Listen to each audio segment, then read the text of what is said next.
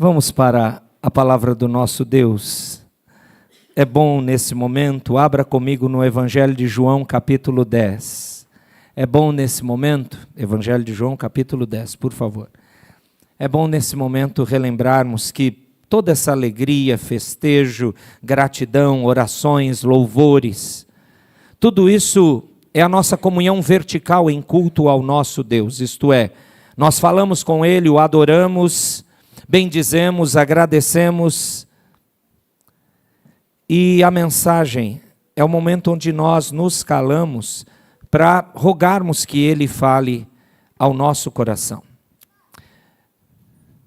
Evangelho de João, capítulo 10.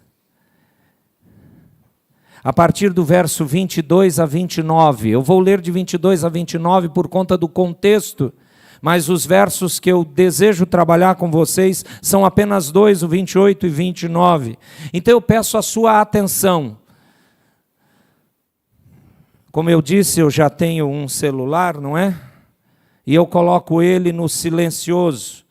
Eu fico olhando aqui o relógio, o cronômetro. Faça isso, não deixe o celular te incomodar. E vamos remir o tempo, porque os dias são maus. Preste atenção na palavra. Evangelho de João, capítulo 10, versos 22 a 29, diz assim a Sagrada Escritura. Celebrava-se em Jerusalém a festa da dedicação. Era inverno. Jesus passeava no templo, no pórtico de Salomão. Rodearam-no, pois, os judeus e o interpelaram. Até quando nos deixarás a mente em suspenso? Se tu és o Cristo, dize-o francamente. Respondeu-lhe Jesus, já vou-lo disse, e não credes. As obras que eu faço em nome de meu Pai testificam a meu respeito.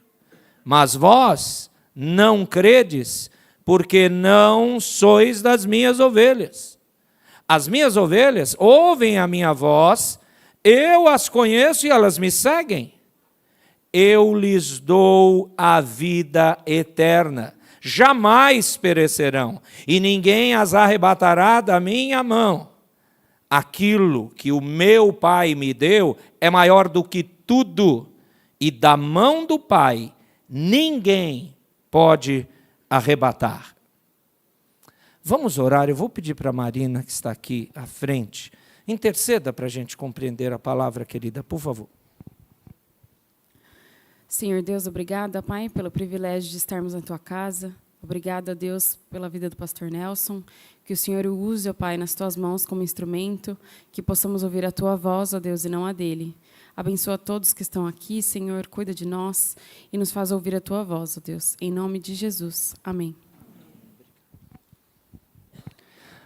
Gente amada do Senhor, o nosso tema pesado para trabalhar com Ele, para ter coragem de falar o que a Escritura diz sobre Ele, é a apostasia nesse mês de julho.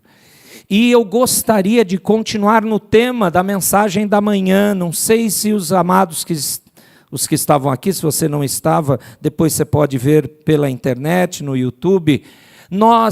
Eu coloquei, aliás, o seguinte título: Lute contra a apostasia, e nessa noite vai ser a parte 2. Nós vimos de manhã João 6, lembra disso? Nós pegamos 2 versículos de João 6, 37 e 38, e agora João capítulo 10. Eu vou me concentrar no verso 28 e 29, mas eu queria que você relembrasse por que nós estamos falando de apostasia. Nós já sabemos o que é apostasia, lembram? O abandono completo da fé bíblica. Isso é apostasia. E de novo, né? Parece uma incoerência. Estamos aqui numa alegria, vendo entusiasmo, vendo a bênção do fervor, da continuidade do trabalho do Senhor, aqui através da SAF, o projeto Pequeninos, a vida de Anne e Reverendo Liberalino, enfim, parece que não tem uma ligação você falar de apostasia. Mas e se eu disser para você o seguinte: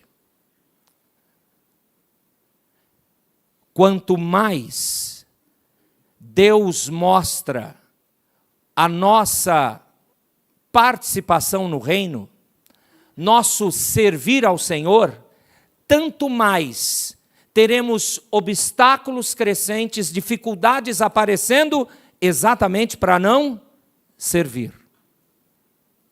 E quanto mais você vê dificuldades em servir ao Senhor, quanto mais os obstáculos crescem, você pode começar a se cansar, desanimar, se abater e começar a duvidar. Existe um sinônimo que explica o que faz a apostasia, o largar a fé, acontecer. O sinônimo mais próximo é incerteza, desconfiança. Quando você tem incerteza sobre as coisas bíblicas, a sua fé começa a diminuir. Quando você não tem convicção de que aquilo que você tem nas mãos, a palavra do eterno Deus, é a palavra do eterno Deus, inerrante e infalível, então você começa a fraquejar na fé, a não querer servir tanto. E imediatamente depois, se isso não for tratado, pela misericórdia de Deus, através da Escritura, você começa a abandonar a fé. Mas você não vai abandonar a fé assim, de repente você desaparece. Não. Você vai continuar vindo à igreja. Você vai participar de cultos edificantes como esse, pelo menos eu estou me sentindo muito edificado. Você vai participar até desses trabalhos, das sociedades internas. Mas você não acredita tanto. E talvez comece tudo a ficar pesado.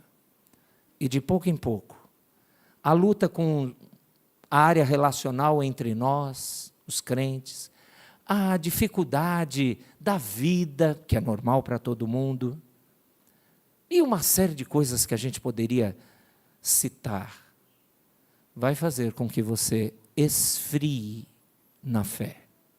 E alguém frio na fé duvida mais ainda. E a consequência é que você vai parar. A apostasia não é algo assim, uma bomba que explode de repente e depois nem os pedaços você consegue recolher. É algo conta-gotas, é algo processual, é algo gradativo. Talvez é algo que começou na sua vida há 10 anos atrás, se você tem 10 anos de fé, e você simplesmente continua empurrando. As pessoas te cumprimentam, te chamam de irmão, de irmã, mas não é a mesma coisa. Você olha pessoas que se dedicam ao trabalho do reino e você diz, nossa, como eu estou longe disso, não dá, eu não teria como fazer. Não é um crente humilde, é alguém que está se afastando da fé. Quando você ouve coisas como ouvimos nesse culto, e essas demonstrações de serviço não impulsionam você a querer servir mais, apenas você diz, quanto trabalho, ainda bem que são elas, ainda bem que é o reverendo Liberalino, ainda bem que é a Daniele lá. Significa que a apostasia está no seu coração. É o efeito contrário que cultos diante do Senhor devem produzir no nosso coração. Qual é o efeito contrário? Mais ânimo, mais quebrantamento, mais disposição. Senhor, é isso que o Senhor quer da minha vida. Só que, de novo, como é que você luta contra isso? Lembre desta frase que eu falei pela manhã. Como eu luto contra a apostasia? Eu tenho que não esquecer, eu tenho que estudar e, portanto, crer nas grandes promessas de Deus sobre a nossa eterna segurança para o povo do Senhor. Eterna segurança, ou o compromisso que Deus fez conosco em nos salvar. Isso é a coisa mais séria, mais dignificante, mais exaltada de um compromisso que você não forçou. Você não conduziu a um compromisso eterno. Deus faz com pecadores. de salvá-los, transformar em seus filhos. E nós aqui não é retórico, eu estou em primeiro lugar me colocando. Eu posso, vocês podem esquecer-se disso e de novo viver de acordo com o que nós queremos, mesmo estando dentro da igreja. Então é um alerta, ligue todas as sirenes. Por favor, deixe o seu coração pronto, abra seus ouvidos. Se você não colocar em seu coração a lembrança de promessas que falam da perseverança dos santos, você vai naufragar na apostasia. Mas o nosso desejo, o meu desejo, não é que isso aconteça. Por isso o esforço de colocar a palavra de Deus de novo diante dos nossos olhos. Então, como é que nós lutamos contra a apostasia? Muito bem, vamos continuar agora falando disso. Você leu comigo em João 10, esse trecho que fala de uma das festas não padrão dos judeus, não fazia parte das festas religiosas. A festa da dedicação veio depois. Na verdade, por conta da rebelião de Judas Macabeus, quando Antíoco Epifânio, lá no ano 167 a.C., invadiu Jerusalém, profanou o templo, fez um altar pagão, enfim, proibiu os judeus de cultuarem. Sabe uma das coisas tenebrosas que esse fato histórico rendeu depois essa necessidade da festa da dedicação? Uma coisa escabrosa para os judeus era, se alguém fosse encontrado com um pedaço da Torá ou um pergaminho dos profetas, ele iria ser preso e alguns até mortos. Perseguição religiosa ativa naquele período, a partir do ano 167 a.C., com este famigerado sírio Antíoco Epifânio. Foi terrível. E aí você já ouviu falar da revolta dos Judas Macabeus, ou Judas Martelo, que é a tradução melhor do hebraico do nome dele. E, de fato, libertou o povo. E, portanto, se transformou numa festa mais política do que religiosa, porque eles puderam adorar. O costume na época, me parece que hoje ainda os judeus ortodoxos ainda fazem. Eles acendem luzes, lâmpadas, velas, porque eles puderam receber a luz da palavra. Sabe o que é interessante? O Senhor Jesus, nessa festa da dedicação, Ele que é a luz do mundo, Ele que é a verdadeira luz que brilha na escuridão do nosso pecado, Ele chega lá e diz que é o verdadeiro bom pastor. O discurso de Cristo sobre si mesmo como esse bom pastor começa diretamente no capítulo 9. E aí, enquanto Jesus continuava falando para aquelas mesmas pessoas, a atenção dos judeus ia aumentando. Você leia depois na sua casa, capítulo 9 inteiro e o capítulo 10. E aí você vai descobrir que o problema lá no capítulo 9 é que Israel estava sendo guiado, sim, mas por falsos pastores, em todas as áreas. E essas pessoas, esses falsos pastores, estavam desviando do verdadeiro conhecimento do reino do Messias, especificamente ali, versos 39 a 41 do capítulo anterior, o capítulo 9. Quando chega no capítulo 10, irmãos, Jesus declara, sem rodeios, eu sou o bom pastor.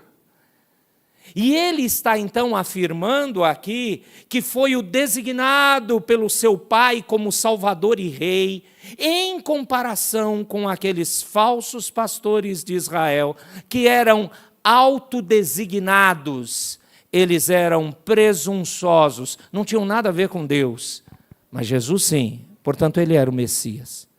Esse é o contexto do porquê os judeus aqui interpelaram, verso 24, o Senhor, por favor, não deixa a nossa mente em suspenso, se de fato tu és o Cristo, dize-o francamente. Quantos milagres, quantos ensinos, ele já tinha feito isso, não tinha mais nada o que falar. É por isso que Jesus responde o que você leu no verso 25. E é aqui que eu quero começar com os amados. O Senhor Jesus vai falar 3 coisas aqui. Ele vai dizer quem não é ovelha dele, primeira coisa. Ele vai dizer quem são as verdadeiras ovelhas dele, quem não é, e depois, quem são. E por último, Como é que Cristo mantém essas ovelhas fiéis e firmes na fé? E, portanto, esse texto serve para nós, a promessa preciosa que ele diz e declara aqui, serve para nós lutarmos em relação à apostasia. Lembrando que o contexto do Israel aqui, por mais que a festa da dedicação, historicamente para eles, apontava que Deus os libertou de novo e lhes dava a liberdade para adorar, eles continuavam aqui presos nas trevas dos pecados, de ensinos falsos. E vem o Messias agora, para realmente libertá-los da apostasia. Por favor, eu queria pedir que os irmãos recordassem verso 25 e 26. Posso pedir para a igreja ler, para não perder o time do texto, verso 25 e 26. Leiam a uma só voz, por favor.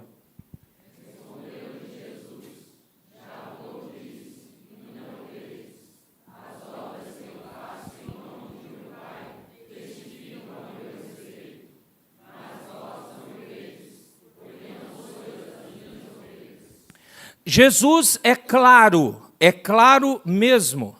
O que ele está falando? Quem não é ovelha dele é aquele que não crê. Aliás, o traço principal de que a apostasia está brotando é quando você duvida da palavra de Deus e começa a não crer. E você talvez não fale, suas atitudes vão denunciar. E agora você vai ficar chateado e nervoso comigo, porque a gente não tem coragem de ficar chateado e nervoso com o autor da palavra. Então, pastores servem para isso.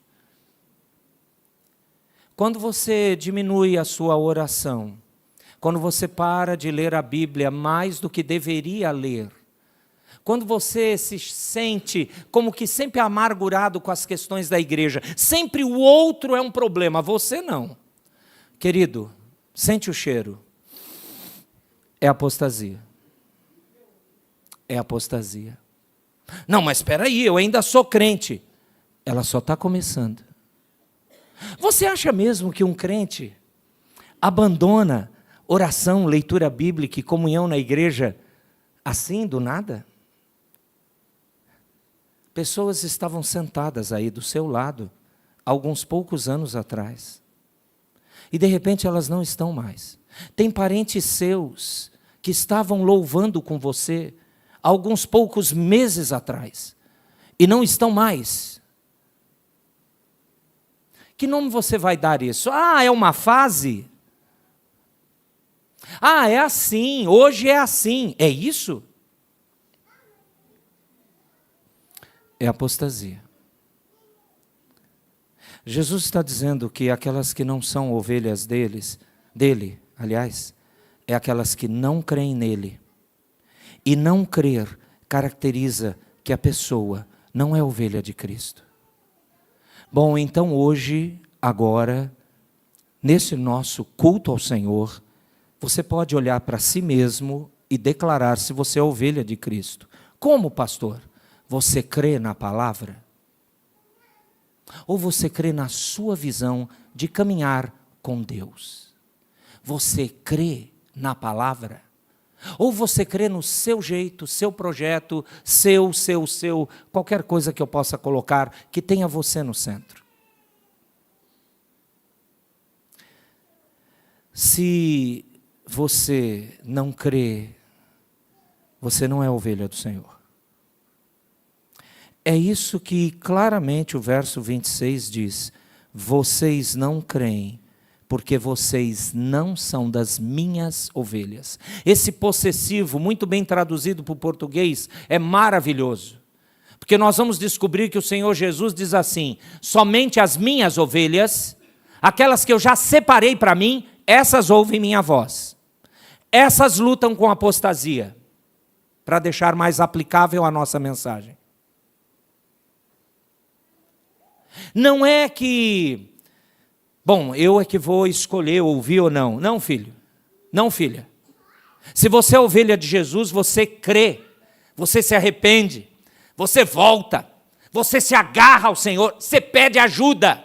Quando nenhuma dessas características tem na sua vida, o que está acontecendo? Apostasia, abandono da fé. Você pode ter cargos aqui, você pode ser o pastor dessa igreja. Você pode ser o presbítero, o diácono, o professor da escola dominical, o presidente de qualquer sociedade. Se você não crê na palavra, o que está acontecendo com você é que você está abandonando a fé. Se as coisas ao redor não quebrantam seu coração, te empurrando mais para Deus, você está sendo empurrado por você mesmo, pelas suas impressões, para uma direção oposta. Bom, vocês não creem, porque não são das minhas ovelhas. Quem são, então, em segundo lugar, as verdadeiras ovelhas de Cristo? Verso 27, leia, por favor, igreja, por favor.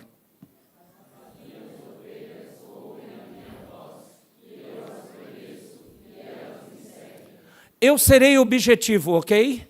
Eu vou dizer o que Jesus disse, não tenho que melhorar a exegese aqui, isto é, tirar do texto original, é o que eu estou falando agora. Quem são as ovelhas de Jesus? O verso 27 diz, as ovelhas são de Cristo, as minhas ovelhas, Ele já separou-as para si. É por isso que elas podem ter segurança de que, por mais que seja a luta e a dor nessa vida, elas não vão largar a fé. Não vão. Não vão. E elas vão pedir ajuda.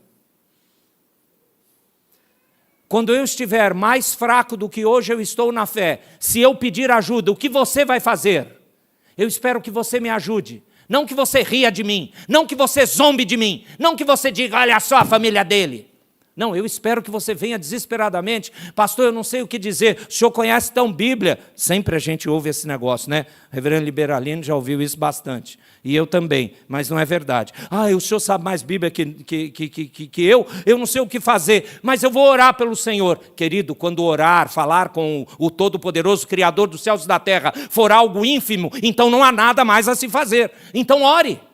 Quando você pede ajuda, quando você percebe, eu estou enfraquecendo, eu não estou mais tendo comunhão, me ajude. Quando você diz, pastor, eu quero conversar com você, as pessoas não querem conversar, elas têm vergonha, elas dizem, para que eu venho incomodar o pastor? Caramba, ele é pastor, é para isso. Quando você vem e diz, meu coração está apertado, meu irmão, minha irmã, olha, grupo de oração, relógio de oração, olha, querido, por favor, interceda por mim. Quando você clama por ajuda, você está lutando contra a apostasia, sabe por quê? Porque você é ovelha de Cristo. O verso 27 ainda diz, essas ovelhas ouvem a voz de Cristo, ouvem a voz dele. Elas não dizem, se fulana tivesse aqui nessa mensagem, falou bem com ela. Nunca. Um crente que é verdadeiro ovelha de Cristo sai todo domingo, toda aula de escola dominical, cada devocional dizendo, o Senhor falou comigo. Não tem essa de, eu li a Bíblia, não falou nada. Menino, que grau de apostasia, Jesus! Como é que é, Fátima? Cadê a Fátima? Saiu a Fátima, não aguentou a emoção. Como é que a Fátima falou? Eita glória, isso! Eita glória, eu acabei de ouvir a Escritura. Você já desceu por essas escadas com essa cara? Meu filho, desculpa, é apostasia. Eu não consigo ler a Escritura, pregar para vocês e sair do mesmo jeito. Eu chego em casa moído, arrebentado. Não porque a semana pode ter sido pesada, porque entregar a mensagem da palavra, tentar ser o mais próximo, fiel à Escritura, é um parto. E não é porque eu grito, é porque é muito intenso. Ouça de novo o verso 27. As ovelhas são de Cristo, as minhas ovelhas. Elas ouvem a voz de Cristo, ouvem a minha voz. Ele está dizendo assim, Jesus as conhece, eu as conheço. Você está vendo no 27? Ele conhece você. E esse conhecimento não te dá traumas, não te põe medo. Esse conhecimento faz você se largar. Pai, eu sou isso. Me ajuda, me ama, me abraça, me fortalece, me encoraja. Aí, as verdadeiras ovelhas lutam contra a apostasia. Veja o verso 27 ainda. As ovelhas seguem a Cristo. Elas me seguem. Sabe o que é interessante aqui? não apenas ouvem a voz de Cristo, mas seguem Cristo. O que Jesus está dizendo é, essas minhas verdadeiras ovelhas creem no que ouvem e obedecem. Irmãos, eu falei hoje lá na nossa congregação de Palmeiras, que eu preguei lá à tarde. Eu disse assim, qual foi a última vez? Se bem que eu já falei isso em outro lugar, não lembro se foi um trabalho de moços, eu não sei, mas eu já usei essa frase, não usei ainda aqui, vou usar agora. Qual foi a última vez que você ouviu um crente chegar no domingo para você e falar, irmão, maratonei Isaías essa semana, foi show? Não, você vai ouvir, eu maratonei aquela série, blá, blá, blá, blá, blá. É sempre o nome em inglês. Estou zombando aqui da palavra. Maratona. Você nunca ouviu o seguinte, alguém chegar, naturalmente eu estou dizendo, é raro, a gente tinha que ouvir mais, por favor, se impulsione para poder fazer isso. A gente precisava ouvir mais. Olha, eu estou doido para participar de uma vigília, onde tem uma vigília hoje? Pastor, vamos fazer uma vigília? Qual foi a última vez que você ouviu um crente dizer que está doido para ir para uma vigília? Dessa igreja. Qual foi a última vez que você disse assim, eu estou de folga do serviço e nessa folga eu vou fazer o culto doméstico da minha casa, vai ser bênção, é hoje? Qual foi a última vez que você ouviu isso? Queridos, as ovelhas do Senhor ouvem sua voz, Ele as conhece, elas seguem, não apenas creem, mas obedecem. E eu quero terminar com o verso 28. Como Cristo mantém as suas ovelhas fiéis e firmes na fé. O verso 28 diz o que a igreja? Leia, por gentileza.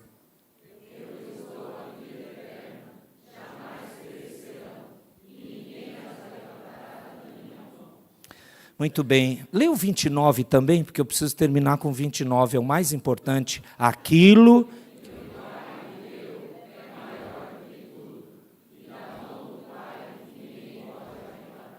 O verso 28 está nos dizendo que a vida eterna é uma certeza dada por Cristo às verdadeiras ovelhas. Eu sou verdadeira ovelha, então você tem vida eterna. Você tem.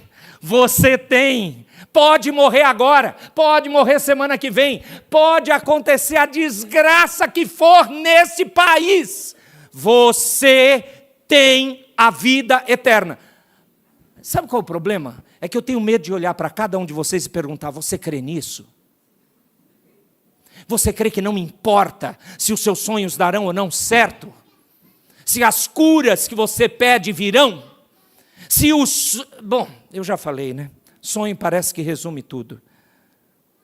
A consequência do nosso Senhor Jesus conhecer as suas ovelhas e de lhes dar vida eterna é que elas jamais perecerão, diz o verso 28. Sabe qual é o foco aqui? O foco não é o poder da vida em si mesmo, esta vida eterna, mas o foco é o poder de Jesus. Ninguém as arrebatará, ninguém poderá arrancá-las da minha mão, nem o lobo, que você lê em João 10, verso 12, nem os ladrões, nem os assaltantes, que Jesus começou em João 10, verso 1, ou João 10, verso 8, nem ninguém, peraí, se ninguém, nem a apostasia.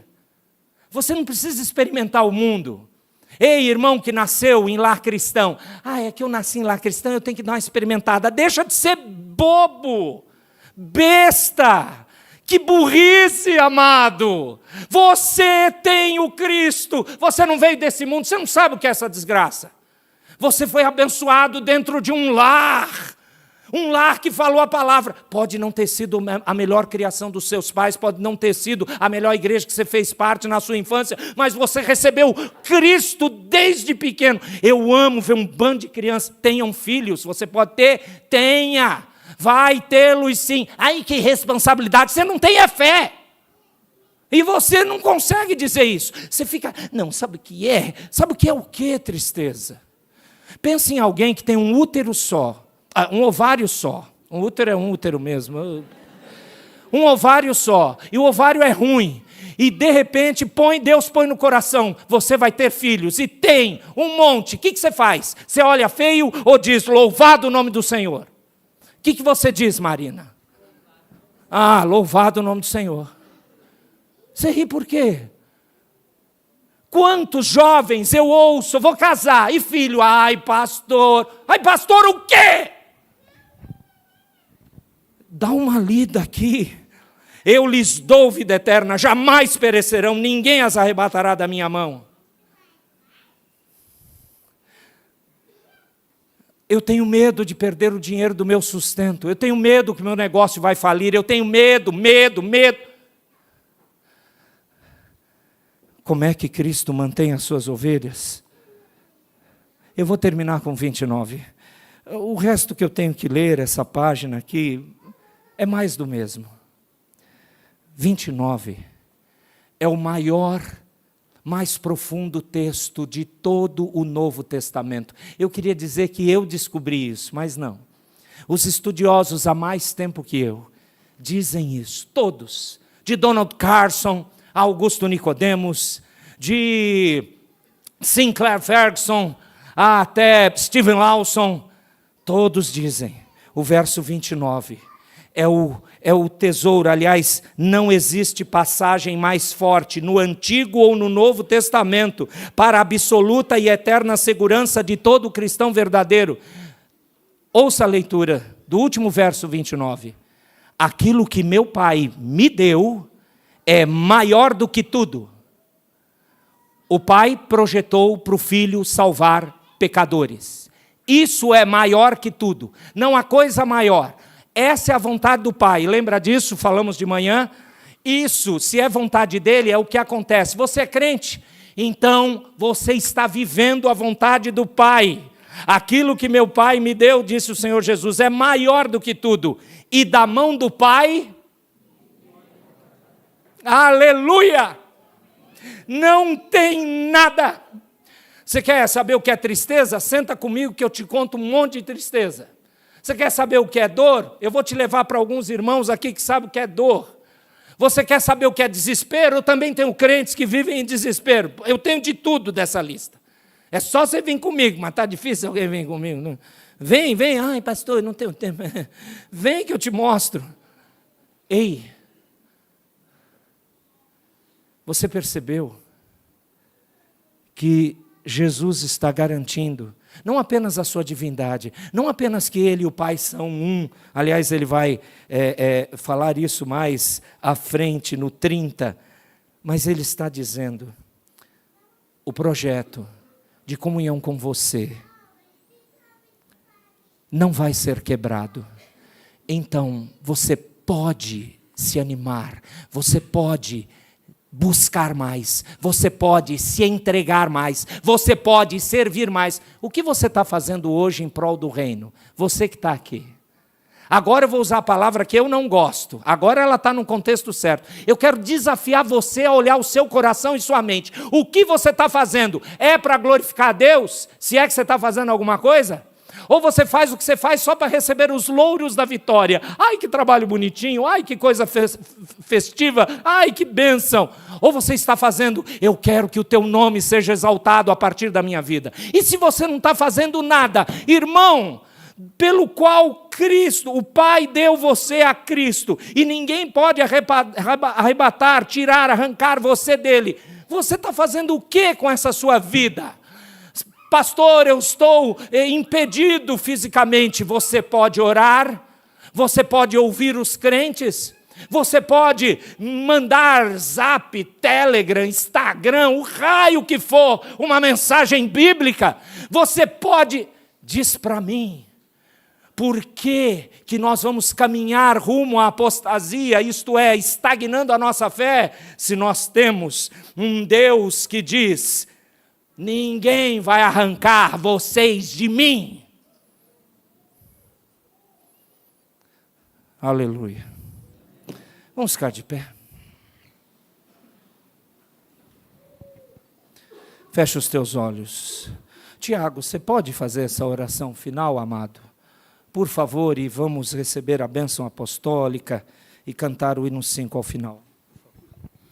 Senhor, obrigado porque ouvimos a Tua palavra, Deus. Obrigado por essa igreja que ainda se mantém firme, ó Deus, nas Tuas palavras. Obrigado porque temos o privilégio de sermos enchidos com o Seu Espírito Santo, ó Deus, para vivermos a nossa vida, começarmos a semana, ó Deus, buscando a Ti em primeiro lugar, ó Pai. Que o Senhor possa esvaziar cada vez mais a nós, que busquemos a Ti primeiramente, e depois as nossas vontades. Cuida de nós no restante desse domingo, em nome de Jesus, amém. Amém.